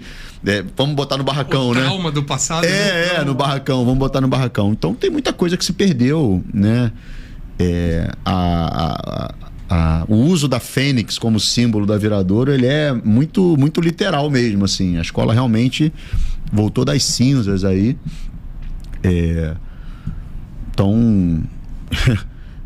a situação ali era emergencial, então a ideia aí depois que a gente entrou, eu acho que o primeiro momento foi uma parte humana mesmo, de dar uma injeção de ânimo e trazer as pessoas de volta, e aí a escola, eu nunca vi nada igual na minha vida. A escola é um monstro, né? A escola fez um desfile maravilhoso. A Viradouro é um monstro, é uma escola absurda. Foi naquele ano, inclusive, o Dominguinhos do Estácio veio no Abre Alas. Veio. Foi simbolicamente maravilhoso. Mas que processo vocês fizeram em 68 dias para conseguir colocar o carnaval na rua? E outra pergunta, já em cima dessa. Quem levou vocês para Viradouro? Vocês foram se aproximando? Como é que foi esse processo? A gente tem uma relação...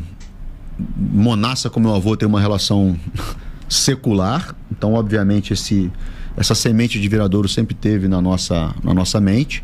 Mas vieram outras lideranças na escola. Muitas delas a gente não concordava com algumas ações, mas havia um respeito ali, também outros projetos de vida, até que em determinado momento, nesse desespero que a Viradouro vivia, eu acho que ela nem a Viradouro tinha tanta alternativa naquele momento. Eu acho que nem tinha tanta gente também com vontade de fazer, porque hoje a Viradouro é uma, naquele momento ela era outra, né? Então tinha que ter muito amor, e eu acho que a gente também teve capacidade, teve felicidade, dedicação de conseguir botar a escola no eixo. As ações ali foram muito simples, Fred, sendo bem claro. Chamei os profissionais todos, eu e meu pai, chamamos os profissionais todos. O Alex e o Dudu saindo, não aguentando mais. Eles estavam abandonando a escola? Eles foram os únicos, acho que de hoje, os únicos que estavam ali antes da gente chegar. Estavam abandonando, né? Eram eles, o Zé Paulo era cantor já, o Pablo era o mestre de bateria. Acho que sim. Agora, era o Pablo, sim. Então, e ali eles indo embora completamente, assim. Aí a gente chegou e falou: peraí. Pô, agora que eu tô chegando vai sair. Aí eles acreditaram na gente ali também, no projeto. E aí a gente foi nessa, como eu te falei, uma gestão muito humana, de ânimo, de botar a escola pra cima. Mas como eu falei, é um chão quente demais, entendeu? A escola é foda mesmo, a escola é foda. Então o chão da Viradouro é diferente, entendeu? E a gente botou ali, resolveu plasticamente fazer o que dava, chamou o Jorge, a comissão de frente era de São Paulo, meu irmão, tava tudo uma confusão, e eu lembro até hoje do Jorge Silveira me mostrando um carro lá em casa. Eu falei: pô, Jorge, caramba, eu tô achando ele um pouco simples. Ele falou: presidente, ele não era assim. Quando eu comecei o trabalho, Era um barco, era um, sei lá, tô dando exemplo. Era um. Aí, pô, eu fui chegando até aqui, não tem nada. Virou uma canoa. Não tem material, não tem não sei o que. Eu tô tentando. Eu falei, não, você tá certíssimo. A gente brincou ali, a gente conseguiu todo mundo entregar um carnaval que foi realmente, plasticamente, não foi feio, foi um carnaval bonito, plasticamente. Foi vice-campeão. Mas era limitado, né? Era limitado, justo, digno, né? Vamos dizer assim, acho que seria a palavra mais fiel. Nada comparado, ao meu ver, principalmente a campeã, Império Serrano naquele momento, mas foi digno, e um chão, né, que pro acesso a Viradouro destoava muito, né? É muita diferença, né? Se ela tem essa potência e consegue ter êxito no especial no que diz respeito ao chão, você imagina no grupo de acesso. Agora, o seu pai, quando ele pega o microfone ali e fala principalmente no grito de guerra ali antes do desfile, né? Uhum. E ele até emociona mesmo quando ele fala: é um brilho no olhar, é o brilho no olhar, é o brilho no negócio. Eu acho que isso mexe bastante. Não sei se você consegue me compreender, mas é o seu pai. E o que mais fascinante você aprende com seu pai? E é um xodó dele, Viradouro, né? Pra quem não sabe, o pai dele, seu Marcelo Calil, tem que contextualizar. Marcelão. Pra rapaziada mais jovem, Marcelo Calil, ou Marcelão. Marcelão. Né? O brilho no olhar. Marcelinho, um cara apaixonado pela cultura de Niterói. O brilho no olhar tem que existir sempre. Já foi ligado em outros tempos a acadêmicos do Cubango e tal. E tem uma outra paixão, né? Essa não sei se você sabia. Ligado também ao futsal, ao futebol. Marcelão, paixão da família. No Marcelão, futsal. Eu também. Futsal? Você também? Sim. O teu time no futebol, Sou flamenguista. Muito flamenguista. Muito bom gosto, então. Um querido amigo nosso em comum, inclusive, jogou, se eu não me engano, no Tio Sam. Era Tio Sam? Tio Sam. Né? Jogou no Tio Sam enquanto o Marcelão mandava lá no futsal, que é o nosso Chico Frota. Chico Frota. Jogou, era goleiro do Tio Sam. Eu tenho o grande esporte da minha vida foi o futsal, né? Você foi atleta? Fui atleta. Pivô? Não, jogava de ala. Ala? E aí ala direita, e aí minha carreira foi... Toca bem a bola. Eu era o banco do Renato Augusto no Tio Sam. Jogamos juntos, é um amigo, é um grande amigo. Rapaz, olha só. E aí, quando tava 15, 18-0, entrava o Marcelinho pro Renato respirar, descansar e voltar pro jogo. Então, o Renato me aposentou, né? Brincadeiras à parte ali. Eu joguei no Tio Sam, joguei em outros clubes, né? Mas, antes de tudo, um apaixonado completo. Eu amo o futebol de campo, mas a paixão minha, acho que do meu pai também, é o futsal. No Rio hoje tá mais. Tá mais um pouco. Você tá gostando do Saúl, esse camisa 8 agora do Flamengo que chegou. Eu mandei ontem até para um amigo uma ação do Saúl bem salonista ali numa bola metida no meio ali, que ele finge e deixa passar, quebrando as linhas ali. Incrível, jogadorzaço. O Flamengo aí com o Jorginho, Saúl e Arrascaeta, esse meio-campo. Tranquilamente era o meio-campo da seleção brasileira, mas são 3 estrangeiros. Agora o Flamengo recentemente bateu 8-0. O Jorginho é estrangeiro também, né? Não deixa de ser. E recentemente meteu 8-0 no Vitória, com esse Samuel Lino estraçalhando também com o jogo. Mengão tá numa fase incrível. Mas pra gente não perder o foco. E aí a relação do Marcelão com a Viradouro. Meu pai é o famoso, eu sou suspeito para falar, né? Referência a parte pessoal, referência de liderança, referência moral, amigo, ídolo, tudo. Então, que eu aprendi com ele? Tudo. Então, tudo que eu penso, de certa forma, foi moldado um pouco da minha forma de ser e muito do que eu assisti ele e o meu avô em casa fazerem, né? Ele, obviamente, muito mais direto. Então, o senso, acho que ali da justiça, a forma de lidar com algumas situações. Obviamente que o que eu demoro meia hora para fazer, ele demora 2 minutos, mas eu acho que é a diferença de idade. E quando eu chegar aos 60 e poucos, espero também estar perto do que ele é hoje. Mas é um amor incondicional. O Marcelinho, tem um amigo nosso, que é o Ney Filardes, presidente da União da Ilha do Governador. Meu também. E ele me conta uma história de quando você foi contratar o Cissa. O Cissa estava na União da Ilha. E ele rindo hoje fala: não, você não vai querer me tirar o Cissa. Como é que foi esse processo da contratação do Cissa? A Viradouro tinha um mestre de bateria que era muito querido internamente, que era o Pablo, na ocasião. Não, o Cissa veio no lugar do Maurão. Vem no lugar... Era o Maurão, desculpa, é na verdade. Na do Cissa. É verdade. No lugar da do Cissa, o Maurão que tinha sido mestre da Cubango. Rocinha. Verdade, foi o Maurão, que também era muito querido. Sim. Era ligado às escolas de Niterói e tal.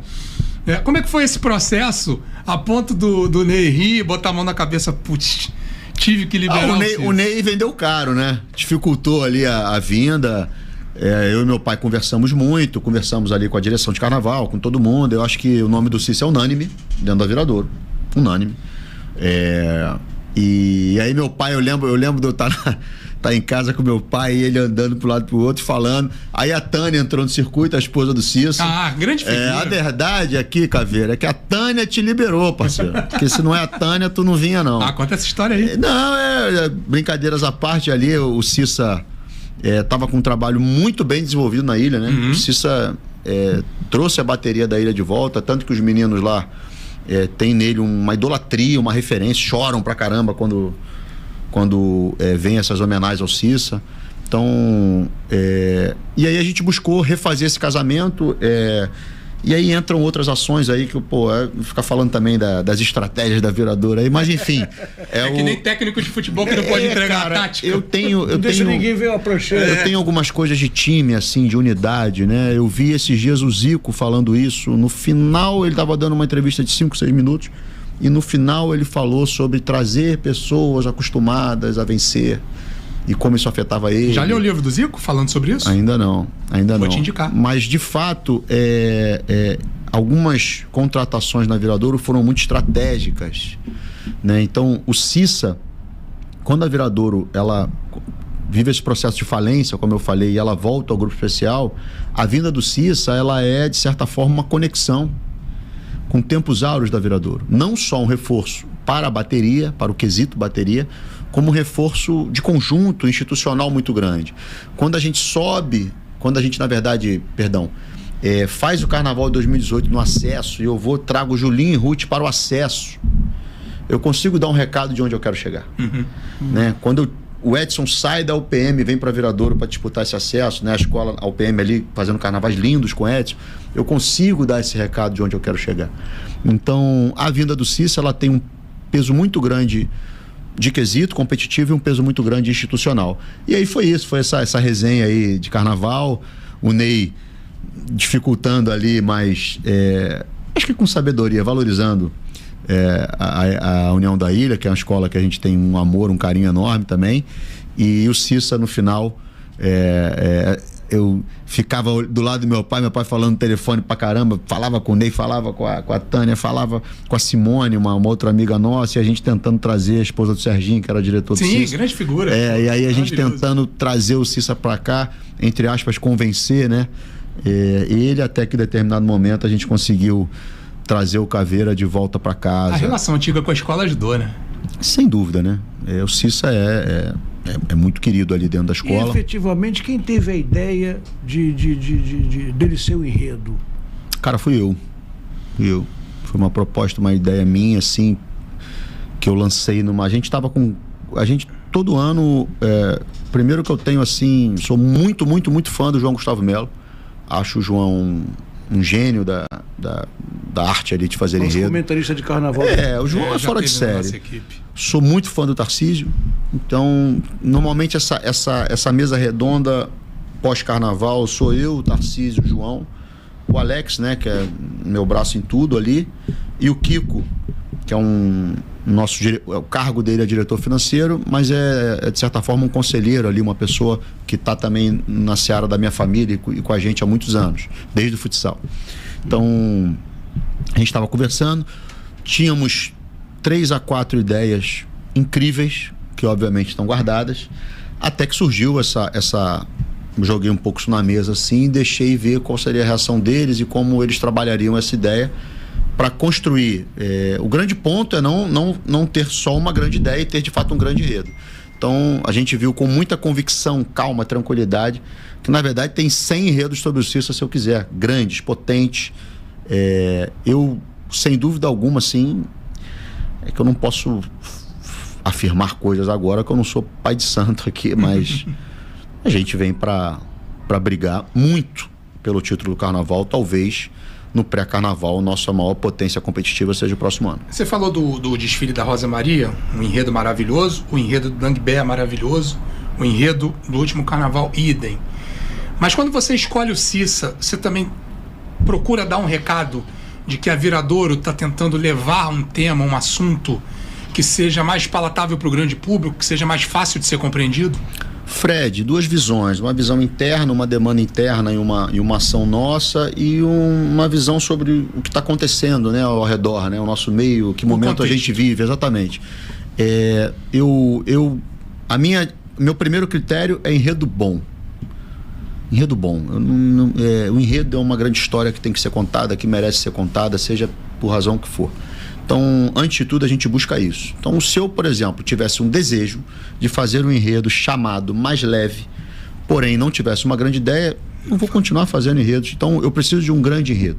Tá? Então, de fato, eu acho que foi interessante internamente a gente mudar um pouco a tônica dos enredos para 2026. Isso é uma coisa que gerou algo positivo dentro da escola, e acho também que o próximo carnaval está um pouco nessa onda, né? Mas assim, sendo bem sincero, eu Marcelinho, assim, pessoa física, eu sou um cara extremamente apaixonado por cultura, pelos enredos, pelas histórias que são contadas. Eu não estou muito preocupado se o enredo é denso, se não é denso, se é afro, se não é afro. Eu acho isso, eu gosto de grandes histórias. Se eu tiver que passar 10 anos vendo enredo afro, para mim vai ser uma maravilha, porque me interessam grandes histórias e histórias que merecem ser contadas. Então o carnaval, ele é muito representativo em muitas coisas, então para mim isso é super, super positivo.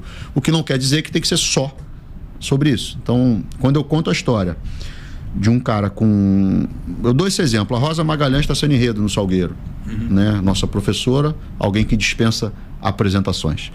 Salvo engano, 50 carnavais. Sim. O Cissa está indo para o 55º. Entendam o tamanho de quem eu estou falando, né? Eu tenho o ineditismo de um enredo que está passando no seu próprio quesito. Então, o Cissa toca para o Cissa. Né? Isso é tão profundo e bonito que para mim é o maior enredo do carnaval. Eu não consigo ver outra coisa. O enredo trabalhando na avenida. Porque o enredo é metalinguístico. Ele é metalinguístico. É a festa em festa, é poesia pura. Então eu tenho um cara indo para o seu carnaval de número 55. Eu tenho, com a aposentadoria, pelo menos é o que a gente entendeu do Neguinho da Beija-Flor, o quesito mais antigo a passar na avenida. Então o Neguinho começa em 1970, Cissa em 1971.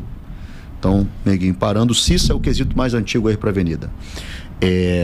O Cissa, ele é homenageado em vida, atuando no seu próprio quesito, né? Eu tenho um cara que é a história do carnaval em si, né? É um menino que nasce naquela região do Estácio esse bairro dos bambas do Estácio, do samba de sambar, dessa forma nossa de desfilar, essa forma nossa de andar, de crescer. Uma invenção carioca. Uma invenção carioca, nesse ambiente dos bambas do Estácio.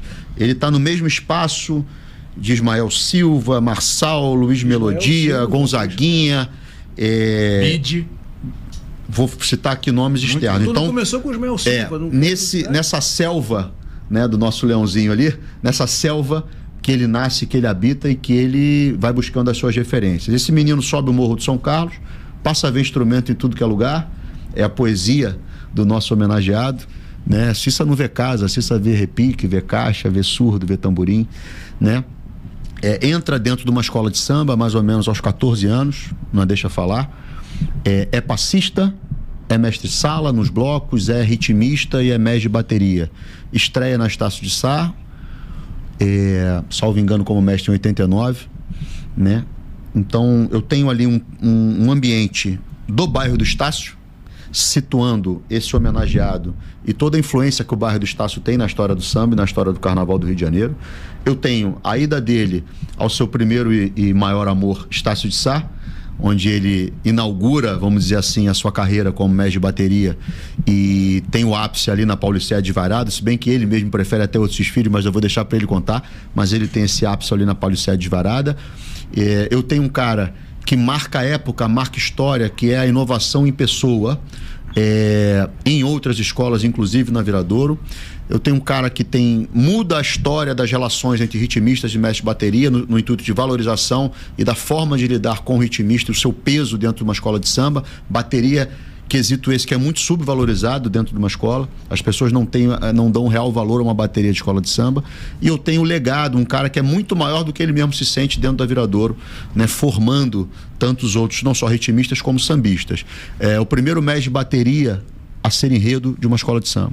Então eu tenho um cara para o seu 55º desfile, uma lenda, o quesito mais antigo a passar na avenida, o primeiro mestre de bateria a ser enredo de uma escola de samba e alguém com toda essa história passando em vida para que todos nós possamos aplaudir. Essa é a minha visão sobre essa grande homenagem, essa grande homenagem da Viradouro. E eu queria que você me permitisse, nisso tudo que você falou, incluir mais um item. O Cissa é gente da gente. O Cissa é o cara, Mr. Bean, que você tá ali perto do Estácio. A gente conhece. Até me arrepio quando eu falo isso. O André Diniz falou isso pra mim. No Tira Dúvida da Viradouro, ele falou isso pra mim.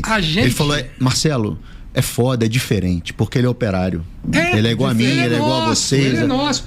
Uma vez eu sentei com o Cissa numa mesa ali na Praça do Estácio. A gente se sente homenageado também. É aí que eu queria chegar. É aí que eu queria chegar. E aí puxando um pouquinho a brasa pro nosso lado. Quem questiona o Cissa como enredo encontra no seu questionamento a sua própria forca. Pois é. Porque, você falando aí, eu já me emocionei. Vai ser difícil na avenida. Porque a gente vê o Cissa e não chorar. Ele é o carnaval. O Cissa é o carnaval. Se você personificar o carnaval, claro que não é só ele. Você poderia falar do Neguinho, você poderia falar do Mestre Laíla, você poderia falar da Rosa, e vou falar de N pessoas. Mas eu não estou falando de alguém que ganhou notoriedade. Eu estou falando de alguém que sai, terça-feira chega cedo na quadra, afina seu instrumento, volta para São Carlos, dorme, acorda e vai trabalhar. É cobrado como profissional. A minha pergunta é: um operário de carnaval, um ritmista, que ante tudo a Viradouro está fazendo um ritmista enredo, né? Ele não merece? Então, na minha concepção, se você não valoriza isso, o seu conceito sobre enredo de escola de samba que está errado. Então, a ideia da Viradouro era o ineditismo de trazer alguém no seu exercício da função, nessa metalinguagem que até o Fabato falou comigo brilhantemente, fazer essa homenagem exercendo a sua própria função, né? O Cissa vem de Cissa, no enredo do Cissa é uma confusão de Cissa generalizada, né? E valorizar, ante tudo, o sambista que não é, aspas, famoso para fora, né? Então, se um grande artista da MPB ou uma referência no país, ele é digno de ser enredo de escola de samba, o que falar de um grande artista de pista, né? Então, para mim, é o maior enredo do carnaval, sem dúvida nenhuma, e não estou entrando em mérito de histórias nem de relevância nacional, não estou falando, pelo amor de Deus, não estou querendo entrar nessa esfera de comparações, eu estou só querendo falar da linda homenagem que é falar de alguém com essas características que eu disse. É fascinante isso.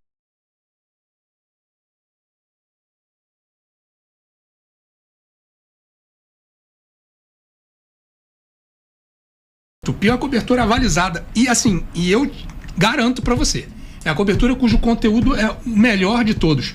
A gente tem professor Helena Teodoro, André Diniz, Luiz Fernando Reis, Marcos Vinícius, já tivemos o João Gustavo Melo em outros tempos. O João Gustavo Melo, ele tá até para voltar para nossa equipe, mas evidentemente que no desfile da Viradouro ele não vai poder julgar, ele vai estar fora da transmissão. Assim como tem outros nessa situação lá. Como o André Diniz com relação à Vila Isabel. Julga sem pedido, né? Não, exatamente. O nosso está certíssimo. É a questão da ética, ele tem pedido de comentário. Perfeito. E outras tantas pessoas. E por que eu estou falando isso? E eu participo da equipe também, e no final da cobertura eu tento propor uma reflexão para o nosso público. E eu fiz isso no Sábado das Campeões. Foi o seguinte: a Beija-Flor foi campeã com Laíla. E carnaval, uma escola de samba campeã, ou que faça um grande desfile, ela dita a regra para os outros anos, na minha opinião. E ali, o título sobre o Laíla e a forma como foi conquistado, com muita entrega dos componentes da Beija-Flor, me fez pensar no seguinte: a escola de samba, de repente, está vivendo uma necessidade de olhar para dentro de si própria. E quando eu digo dentro de si, não é necessariamente uma escola de samba olhar para dentro dela própria, mas olhar o contexto que a cerca, o samba, o Rio de Janeiro, o carnaval. E falei muito isso, também falei nas minhas redes sociais. E aí, para minha alegria e minha surpresa, teve você homenageando, né? Você, virador, homenageando o Cissa, o Salgueiro homenageando a Rosa.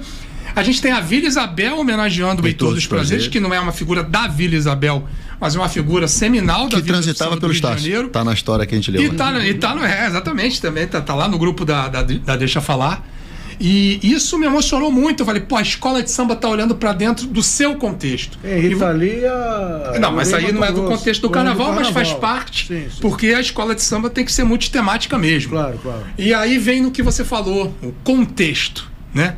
A questão do debate interno, como teria que ser tratado o tema, e o contexto a partir do qual você teria que escolher esse tema. É por aí? Sim, eu acho que você resumiu muito bem, é isso que a gente busca, né? Essa avaliação interna e esse contexto, como você disse, e de certa forma o famoso brilho no olhar, né? De você ter uma grande ideia e ver se isso mexe, né? Essa primeira impressão, causar essa primeira impressão nessa troca de ideias desse enredo, algo que mexa realmente com você, como tem sido os últimos enredos da Viradouro, e aí de fato agora trazer tecnicamente falando e dar uma narrativa a isso, né? Sobram narrativas pro Cissa. Eu tenho 100 mil coisas para falar. Difícil é escolher setores para falar da vida dele, né? Então a escola está muito feliz. Acho que sobre enredo, acho que eu nunca tive tão seguro assim na minha vida, né? Porque acho, por exemplo, o Dambê um enredo muito mais complexo de fazer. Estou falando não pela temática, estou falando como enredo muito mais complexo de fazer. A Viradouro, na minha gestão, está voltando a fazer um enredo de uma conexão talvez mais fácil, né? Mais intuitiva do que está passando ali. Eu tô quietinho assim, né? Porque eu acho que o carnaval ainda vai. Nós estamos chegando aí agosto, setembro, né? Então as coisas vão ferver mais um pouquinho. Mas não tenham dúvidas assim. O quarto lugar não caiu bem pra gente lá. A gente ficou muito triste com esse quarto lugar. Não Triste é a palavra. Pode falar o que você quiser. Puto da vida. A gente ficou. Eu não concordei com algumas coisas, mas faz parte do jogo. E eu tenho certeza que a gente vai ter mais êxito aí no próximo carnaval. Entendo que houveram mudanças na forma de julgar, né? E também os jurados tiveram um ano aí de experiência. Eu já aprendi, li muita coisa, li as justificativas, sei exatamente o caminho que eu tenho que seguir para o próximo carnaval e tenho certeza que, enfim, até pela liga, você falou do Gabriel, e pela coordenação de jurado do Thiago, que é um amigo, um irmão, uma pessoa que eu tenho muito respeito e muito carinho, que eu confio 200% na capacidade dele. Então ele também vai cada vez mais fazer o papel dele. Ele não julga, mas ele vai aprimorar, junto com a liga, junto com a casa, aprimorar esse julgamento. É uma forma nova de julgar, não comparativa, ao mesmo tempo passando ali uma depois da outra. Não é uma coisa simples, não é uma matemática simples, mas é papel também das escolas de samba se adaptarem, né? E buscarem o melhor dentro da regra ali, dentro do regulamento novo. Para fechar, a gente não poderia deixar de citar aqui, né, o Cissa, que é o enredo da Viradouro, mestre Cissa, que vai ter de volta a Juliana Paz, né, como a rainha de bateria naquele momento ali fantástico, que as atenções estarão voltadas para o mestre Cissa ali à frente da bateria. E com ele a Juliana Paz. Eu acho que também foi uma escolha aí também feliz, sensacional, né? Trazer de volta a Juliana Foi espetacular. Paz. Assim, é uma volta no tempo, né? A gente, no desfile da mocidade do último carnaval, teve ideia? A gente viu essa aí, essa aí entregue. A rainha esse ano é sua. Eu só disse que eu não queria. Opa! E obviamente que eu não vou falar aqui, olha, não pode ser essas pessoas, mas pô, a escolha está muito nas suas mãos. Ele ficou muito feliz, né? Muito honrado da Juliana voltar. A gente teve uma conversa muito, muito foda, assim, sabe? A Juliana com a escola, ela de uma forma muito grata pelo papel da escola na vida dela, na sua primeira passagem. E hoje ela volta, palavras dela, tá? Para se despedir, assim, não estou necessariamente entrando no médio de 1 ano, 2 anos, 10 anos. Obviamente que a nossa conversa é pontual para 2026, isso está claro. Mas eu acho que ela quis dizer despedir de uma forma mais ampla, de poder voltar e encerrar um ciclo. Momento. Assim, e falar, cara, isso faltava na minha vida, eu ter essa volta e não poderia ser diferente, né? Ela é amiga, fã do Cissa, uma pessoa que a gente conversou e estamos bem alinhados aí desse próximo carnaval. E talvez seja eu acho que, meu irmão, tem hora também que é o que eu falo. Tudo a gente tem, mas quando o Cissa virar aquele joelho lá como enredo, vai botar aquela bateria no setor 1, a gente vai pra cima mesmo e a escola tá... E ela vai esquentar aquela pista. E a Juliana talvez seja o primeiro caso de uma rainha de bateria que se adeque ao enredo. Perfeito, né? Apresentado. Olha que fantástico, né? Você... Ela faz parte do enredo. Ela faz parte do enredo. Pra ser perfeito. E ela vai reverenciar, não é o mestre que vai reverenciar a rainha vai reverenciar o mestre. Pra ser perfeito, e aí vai ser impossível. Negócio de arrepiar. E vai ser impossível, mas pra ser perfeito, era o Dominguinho do Estácio cantando samba. É verdade, Dominguinhos ali. Aí eu ia fazer um Dominguinhos e Wander, um dueto, era imbatível. Imagina. O Dominguinhos eu tenho alguns ídolos no carnaval. Né, Dominguinho vai estar. Wander, por acaso, não é porque o Wander tá na Viradouro, não. O Wander é um ídolo que eu tenho, né? Eu, como eu te falei, nascido na década de 80, eu vi aquela década de 90 da Padre Miguel, né? Então, o Renato Lage e o Wander eram né, os deuses ali da passarela naquela época, e aí depois fui admirando tantos outros. Eu tenho umas coisas meio doidas, assim, de carnaval, né? Eu sou, por exemplo, eu sou muito fã do Betinho, Cavaco da Beija-Flor. Sabe-se lá por... Não, mas assim, eu não tive contato com a Beija-Flor, né? Nunca fui de frequentar muito a Beija-Flor ou torcer pela Beija-Flor, né? Sempre fui muito viradouro, mas eu ficava assim, cara, acho que quando eu aprendi a tocar cavaquinho, eu ficava olhando o Betinho, e aí o próprio Hugo que tá lá com a gente, porra, monstro, Robertinho, Rodrigo, todo mundo. Então eu tenho umas coisas assim, né? Então essa época aí da mocidade também, dos anos 90, né? E início dos anos 2000, me pegava muito, assim. Então eu também criei muito no Wander também uma memória afetiva. Uma memória afetiva muito grande. Que influencia na gestão, né? Exatamente. E então, acho que isso, Dominguinhos, Wander Pires, Cissa e tantos outros aí que são referência aí no carnaval, continuam sendo, né? Só me permite um depoimento antes de você encerrar, Vamos encerrar isso aí. Que é um depoimento que eu queria fazer publicamente. Um dos momentos mais emocionantes que eu já tive nessa minha caminhada com carnaval, e eu tô nessa onda aí desde 1996. Eu tive com a Maria Egipcíaca, que quando aquele carro Abriados entrou, foi brincadeira. Mas o meu não é relacionado a um desfile. Aliás, escola de samba vai muito além do desfile. O meu é relacionado ao processo de escolha do samba da Viradouro pro carnaval de 2022. Tá. O samba da carta. Né? Isso aí foi... A forma como a quadra aclamou aquele samba ao longo das eliminatórias, e eu fui em algumas, foi uma coisa absolutamente fascinante. E depois o processo, durante os ensaios e tudo, a única dúvida que eu tenho com relação àquilo, que me emociona até hoje quando eu me lembro, é assim, era o samba que a direção queria ou o público que levou a direção? Samba da direção, lá não tem isso não, amigo. Garanto a você. Por isso que eu te ia falar, o que vocês vão fazer de diferente para dar um senso de justiça e equidade na disputa de samba? Eu falei, nada. Aqui a disputa sempre é justa. Eu não vou proibir festa. Não gosto dessas restrições. Não pode ir público, não pode fazer torcida. A responsabilidade de ser justo, correto, é minha. Entendeu? Com torcida ou sem torcida, não é de ninguém. Então eu não me influencio sobre isso. Eu amo a festa. Então, uma coisa que eu gosto é daquela quadra com festa, todo mundo tomando cerveja, as parcerias. Eu proibindo as coisas, as parcerias. Eu não pode máquina de fumaça, é parceria, vou foder ele, gelo seco. Aí bota. Aí ano passado entrou um malunguinho batendo no teto, eu lá faço uma cara de bravo, mas tô adorando aquela porra. Aí eu vou. Então eu adoro a festa, adoro. Então o processo da Viradouro, ele passa pelo nosso critério, né? Não é votação, assim, a votação teve 10 para cá, 8 para cá, ganhou esse. Não, quem decide sou eu e meu pai, não abro mão disso. Acho que essa responsabilidade, na minha humilde opinião, é da presidência da casa, o que não quer dizer que seja uma decisão autoritária. A decisão, ela é o melhor para a escola, não é melhor para o Marcelinho. Mas eu acho que esse peso, ele não pode ser transferido. E sou super a favor da festa, amo a quadra cheia, as pessoas poderem fazer as suas análises, o que gostaram, o que não gostaram. Eu acho que todo mundo tem que ir para a quadra mesmo. E o samba da carta foi uma paixão nossa lá desde sempre. Mais uma questão de decisão. Voltou a safra, né? A gente teve uma safra de sambas na Viradouro e eu pedi para voltar tudo. Não existia esse samba da carta. Então vieram os sambas não agradaram, a gente chamou todo mundo na quadra, falou, se ninguém conseguiu fazer, o erro é meu, não é de vocês.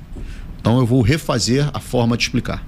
Vamos refazer, e aí surge, numa ideia aí do filósofo, eu tô pensando em fazer uma carpa, pô, maneiro, não tira as dúvidas aí, vamos ver o que se dá certo. Falei, pô, ideia bem original, acho legal, segue por aí sim.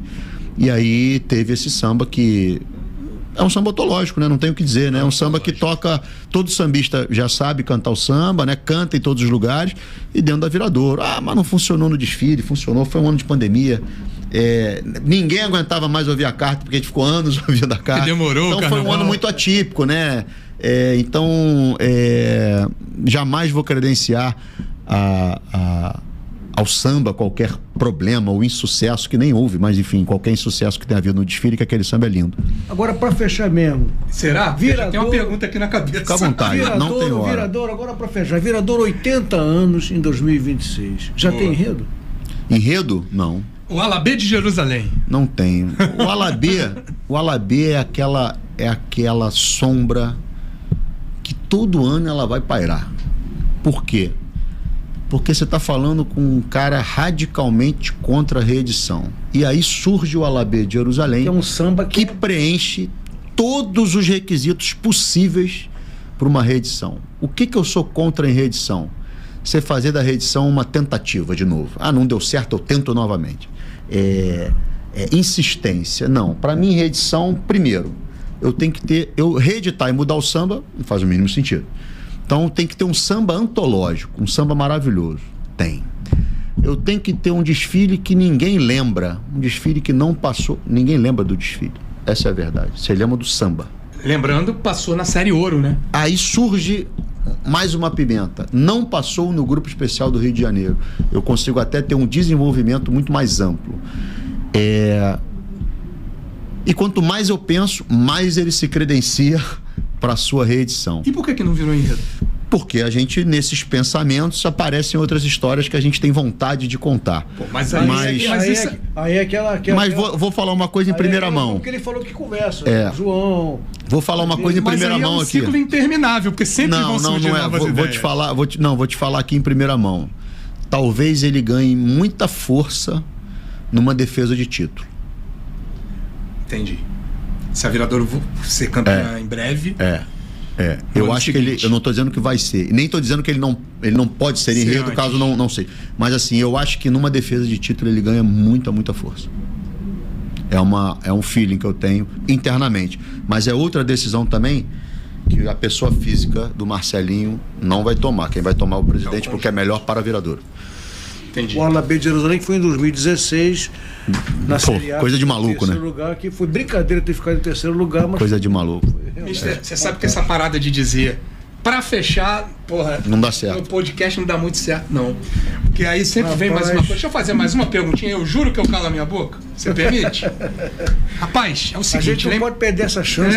Eu lembrei agora. Depois do título da Viradouro de 2024, houve uma polêmica com relação à alegoria da comissão de frente. Tá. Que quiseram proibir e não externamente, mas nos bastidores se falavam que era muito por conta da Viradouro e do trabalho que fez com seus coreógrafos de comissão de frente. A cobra? Não especificamente a cobra, mas sim. a alegoria. Só para lembrar que foi a cobra que isso foi objeto... Ninguém vai esquecer da cobra. Isso. Que é isso, lá ele. Mas isso aí ficou marcado, né? E isso foi objeto de discussões internas dentro da Liesa e acabou se mantendo a alegoria. Mas foi uma coisa um tanto desgastante, ou não, Marcelinho? Eu sou muito tranquilo, assim, eu não levo pro coração nada que é competitivo. Cada um tem o direito de pleitear o que quiser. A Liga fez a sua análise, achou sem cabimento naquele momento esse tipo de proibição. Acho muito infundada, acho sem um mínimo sentido, né? Pelo simples fato, óbvio e primário, de proibir o que não é obrigatório. Isso é inédito.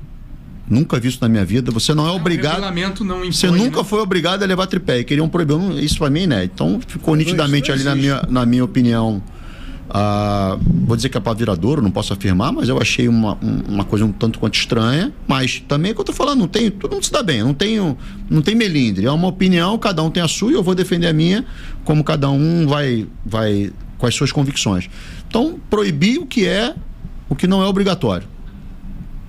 Então, para mim, não entendi bem. Segundo, conceitue tripé. Aí teve uma plenária que teve uma discussão sobre altura, sobre uma série de coisas, e aí como é que se conclui? Qual é o tamanho certo? Qual é a altura certa? Então, assim, a Viradouro nos últimos anos, desde a Rosa Maria, se você lembrar, com a Priscila e o Rodrigo, que são pioneiros em tudo e também foram nisso, já vem fazendo um modelo de apresentação aspas 360. Rebaixar o carro, estendê-lo, rebaixar e ser visto por todos. Assim foi em Dambê, assim foi na Rosa Maria, muito antes da discussão. Então, e no caso da cobra, com elementos cenográficos saindo do ambiente do carro. Tem roda? É um tripé, e aí, tem 30 centímetros de altura. Então, assim, não pode um elemento com rodas. Então, não posso levar aquela cobra. Aí, então o problema é a altura. Então, se eu quiser falar da Jurema e for ter só uma árvore, só tenho isso, uma árvore de 8 metros de altura, vai atrapalhar a visão de alguém? Então, assim, primeiro, é uma correção de regulamento do que é competitivo, né? Nem tudo, certas, e eu falo muito isso lá dentro. Algumas decisões eu acho, fico pensando, refletindo, obviamente que é uma maioria, uma plenária. Mas eu às vezes busco lutar por isso, assim, a gente não tentar institucionalmente corrigir o que é da competição, do julgamento, o julgador julgar se aquilo é bom ou ruim.